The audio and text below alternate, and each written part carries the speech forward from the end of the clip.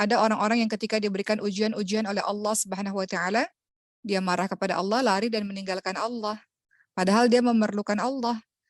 Kalau dia lari meninggalkan Allah, lalu dia minta tolongnya sama siapa? Allah yang memberikan persoalan kepadanya agar dia bisa mengambil hikmah dan pembelajaran, dan Allah akan menyelesaikan permasalahannya. Bagaimana ya cara agar Allah menolong terus dalam kehidupan kita, mendatangkan pertolongan Allah? Kita harus tahu dulu, ingat bahwa Allah itu punya sifat namanya Al-Ghani. Allah itu sangat kaya. Hari ini yang kita bahas adalah kalau kita tahu bahwa kita sangat perlu pertolongan Allah, caranya bagaimana?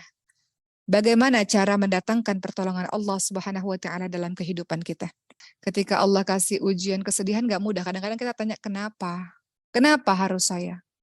Kenapa ya Allah ujian bertubi-tubi gak berhenti-berhenti? Kenapa ya Allah engkau tidak adil dan sebagainya?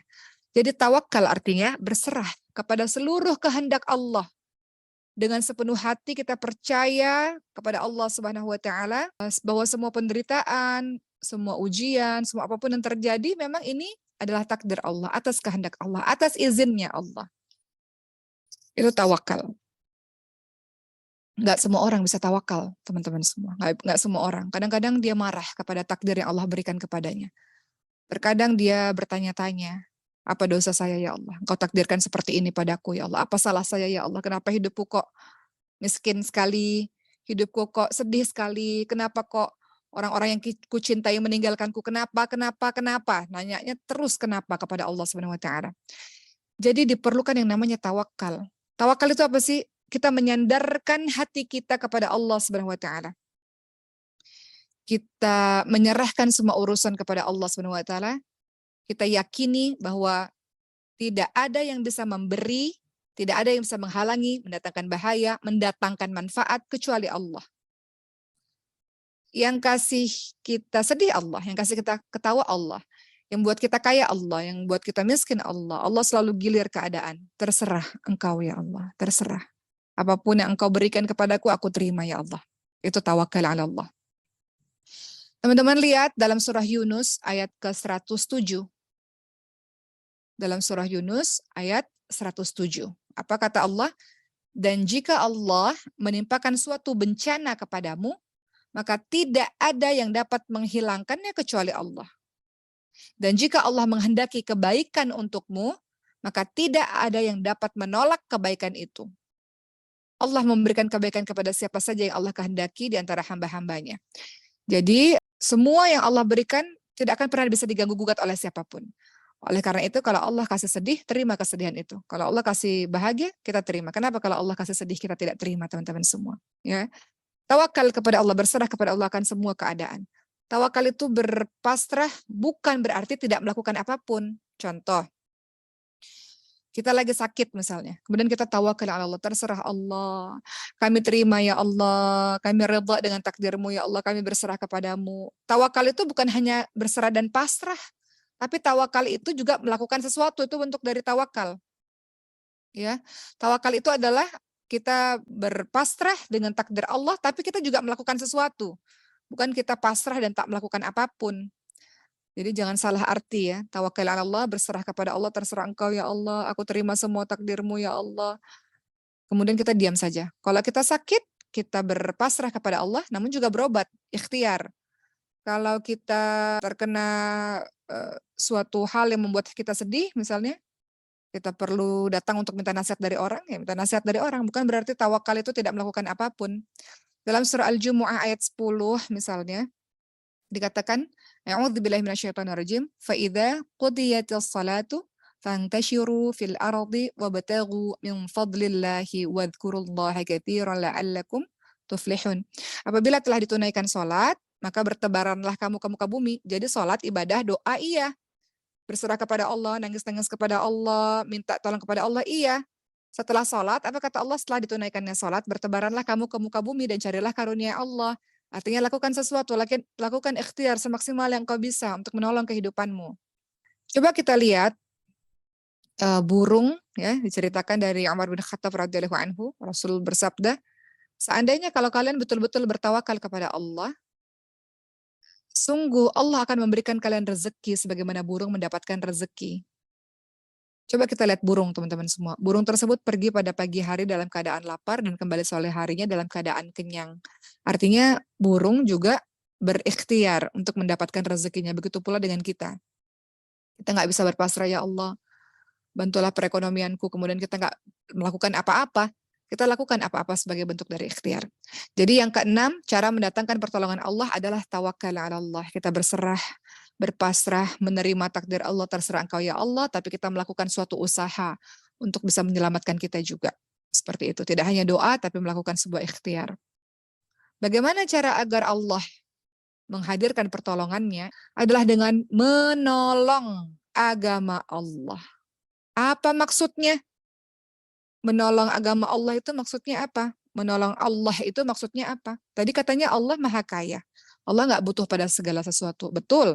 Allah tidak memerlukan pertolongan atau pembelaan dari siapapun. Betul. Teman-teman lihat dalam surah Al-Mu'minun ayat 88. Katakanlah siapa yang di tangannya ada kekuasaan langit dan bumi. Dialah yang memberikan perlindungan. Dia tidak memerlukan perlindungan. Jika kalian benar-benar mengetahui. Menolong agama Allah atau menolong Allah maknanya bukan berarti Allah lemah sehingga perlu ditolong, bukan. Ya. Atau teman-teman lihat dalam surah Al-Isra ayat 111 misalnya. Allah Subhanahu wa taala berfirman, segala puji bagi Allah yang tidak perlu untuk memiliki anak. Allah tidak perlu partner untuk menguasai alam semesta. Allah tidak lemah. Allah tidak lemah. Allah tidak memerlukan penolong. Dan agungkanlah Allah dengan sebenar-benarnya. Al-Isra ayat 111. Allah itu nggak perlu pertolongan. Namun teman-teman semua, apa yang dimaksud dengan menolong agama Allah? Teman-teman lihat dalam surah Muhammad ayat 7. Muhammad surah ke-47 ayat 7. Ini menjadi dalil di mana Allah berjanji siapa yang menolong Allah, maka Allah akan menolongnya. Dan kita akan bahas menolong Allah itu maksudnya apa. Dalam surah Muhammad ayat 7, teman-teman semua, ada kalimat a'udzubillahi minasyaitonirrajim, ya ayyuhalladzina amanu in tansurullah yansurkum, dan seterusnya. Wahai orang-orang beriman, jika kamu menolong agama Allah, jika kamu menolong Allah, Allah akan menolongmu. Wa yutsabbit aqdamakum, dan Allah akan meneguhkan kedudukanmu. Coba kita lihat teman-teman semua. Ini juga senada dalam surah Al-Hajj ayat 40. Allah katakan, wala yansurannallahu may yansuruh. Sesungguhnya Allah pasti menolong orang yang menolongnya. Ingat tadi Allah Maha Kaya, Allah tidak butuh penolong. Tapi apa yang dimaksud dengan ayat ini? Menolong agama Allah itu caranya gimana teman-teman semua?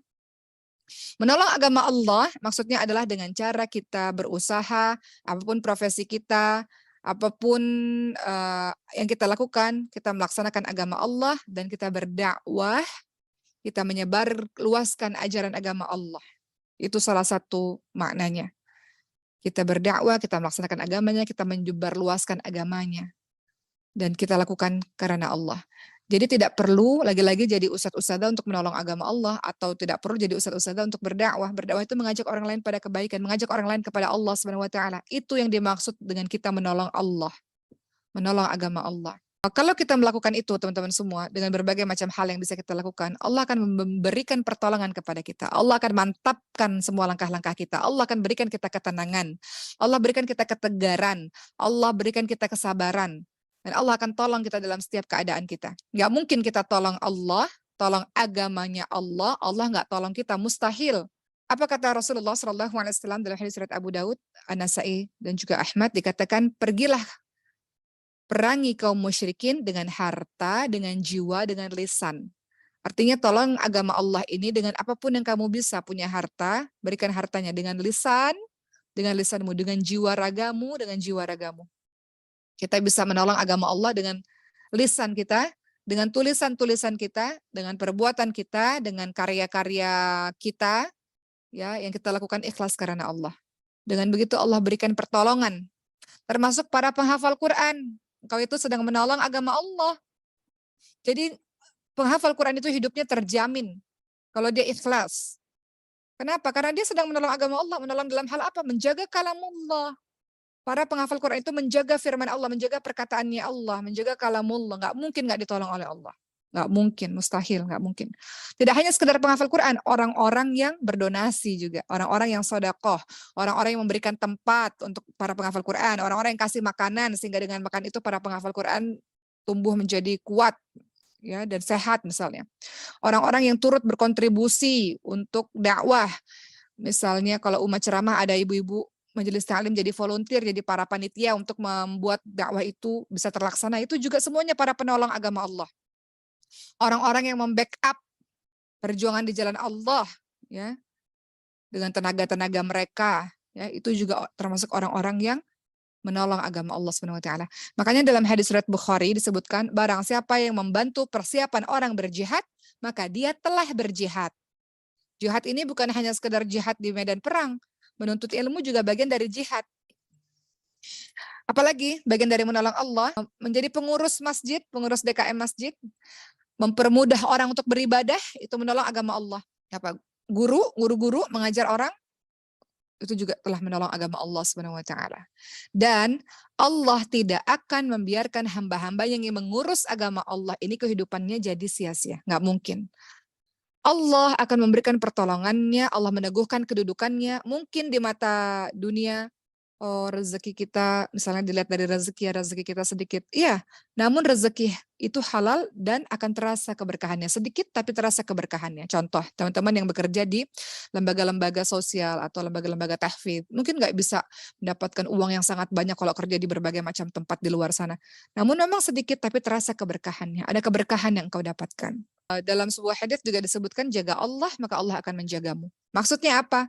Allah nggak perlu dijaga, Allah nggak perlu ditolong. Menjaga Allah itu maksudnya adalah kita berusaha melaksanakan apa-apa yang Allah minta, meninggalkan apa-apa yang menjadi larangannya dan membantu agar orang-orang lain juga turut dekat kepada Allah Subhanahu wa taala. Itu menjaga Allah. Maka Allah akan menjaga kita. Jadi barang siapa yang menunaikan tugas-tugas ini, ya, Allah akan menjaganya dalam urusan dunianya, dalam urusan akhiratnya.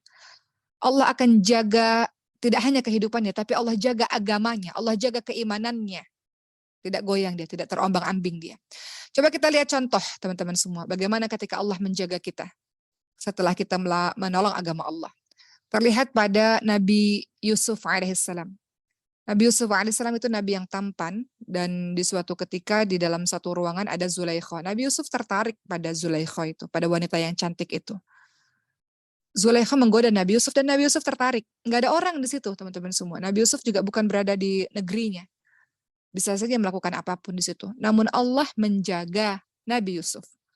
Allah memelihara nafsu syahwat ya Nabi Yusuf alaihissalam.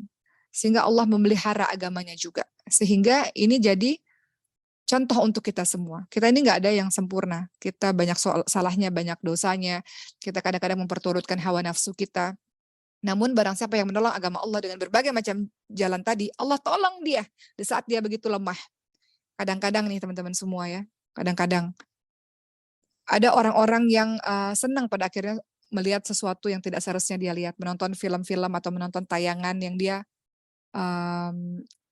kecanduan dengan tayangan pornografi misalnya. Tapi kalau dia tolong agama Allah, Allah mudahkan untuk dia bisa meninggalkan itu. Allah buat dia Allah jaga dia, walaupun hawa nafsu bergejolak, Allah jaga dia.